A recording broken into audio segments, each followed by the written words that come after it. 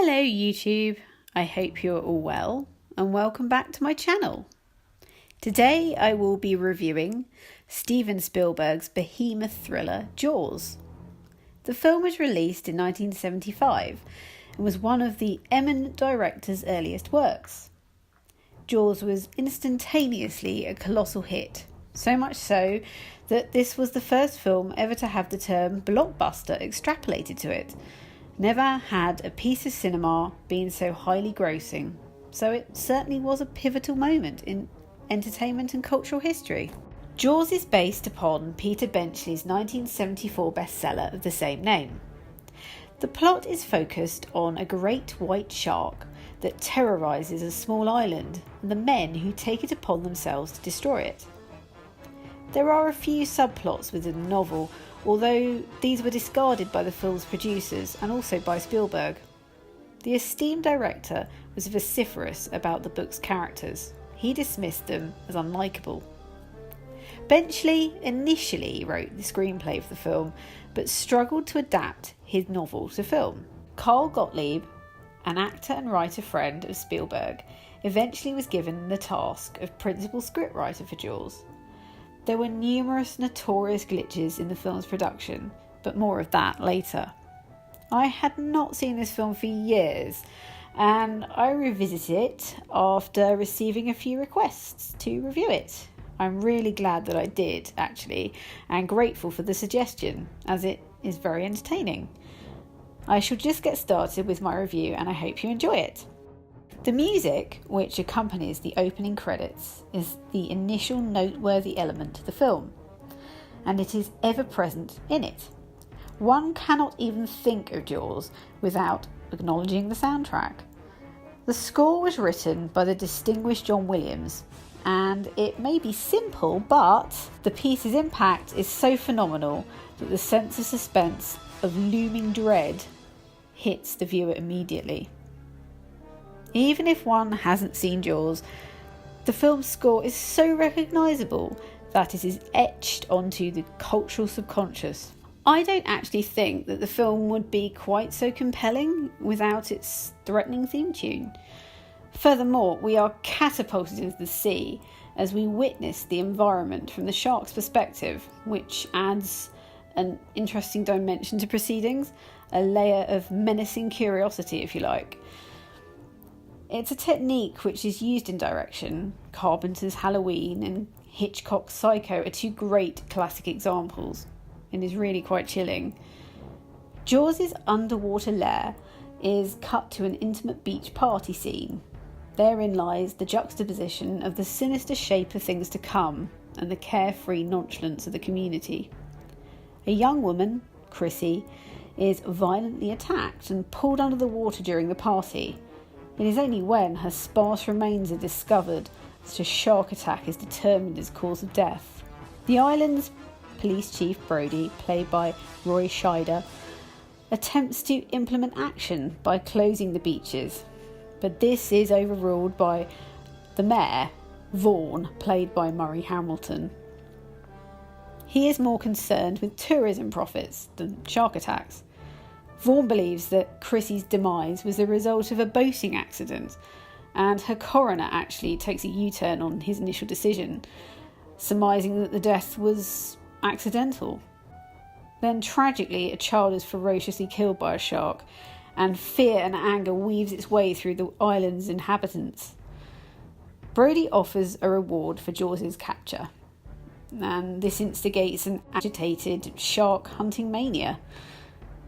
Richard Dreyfuss's character, Hooper, an oceanographer, disputes the causation of Chrissy's death. He believes it was the result of an oversized shark. A shark is caught, and Vaughn declares that the beaches are safe.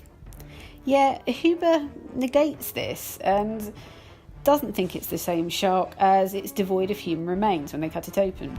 Hooper and Brody decide to take matters into their own hands by searching for the elusive predator.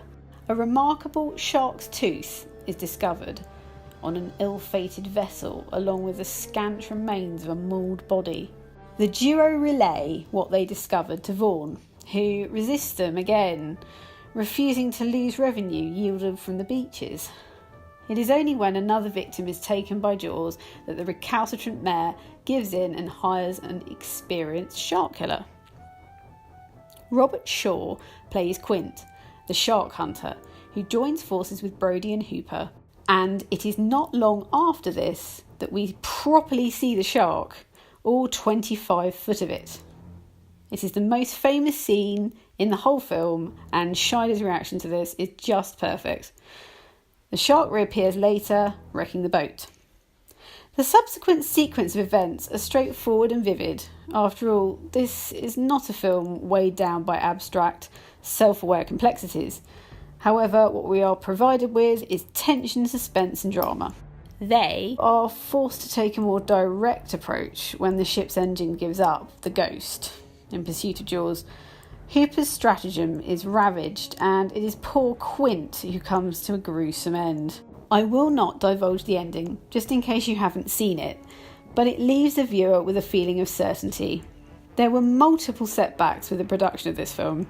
As this was only Spielberg's second picture, he took longer to shoot this than a more experienced director might have done. Furthermore, his perfectionist approach and his determination for authenticity meant that shooting in the Atlantic Ocean was somewhat drawn out. The discontented crew nicknamed the film Flaws, and of the 3 gargantuan shark props used in the picture, 2 kept capsizing onto the ocean floor. The crew actually called one of these sharks Bruce after Spielberg's solicitor. As the sharks were generally defective, Spielberg couldn't utilise them quite as much as he had intended. Arguably, this worked in his favour, as in not seeing the shark for some time, the suspense intensifies. The audience has an idea of what the shark may look like in their heads, but this is just up to their imagination. Some of the actors faced some traumatic incidents. Richard Dreyfuss was nearly stuck in his shark-proof cage. They had trouble getting him out of it. And Carl Gottlieb was almost decapitated by the boat's propeller, which is really scary stuff. Scheider's famous line, "You're gonna need a bigger boat," was actually a catchphrase on the set, as the support boat used in the film was flimsy.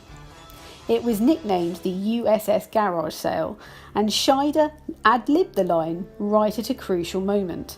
So impressed was Alfred Hitchcock with Spielberg's direction of Jaws that he dubbed him the Young Hitchcock, which is really an accolade. I very much enjoyed this film. I think it's a lot of fun, and it does what Spielberg intended it to do. He wanted a thriller with suspense and a humorous undercurrent. He delivered it. There are no esoteric, subliminal themes here. There are no need for them, really. Jaws is a triumph in that it is memorable and enjoyable. I shall be back soon with another review. Please feel free to leave any comments about the film below, or if you have any suggestions for any other reviews. If you like this, then please subscribe to my channel and give it a thumbs up. Thank you for watching, and bye for now.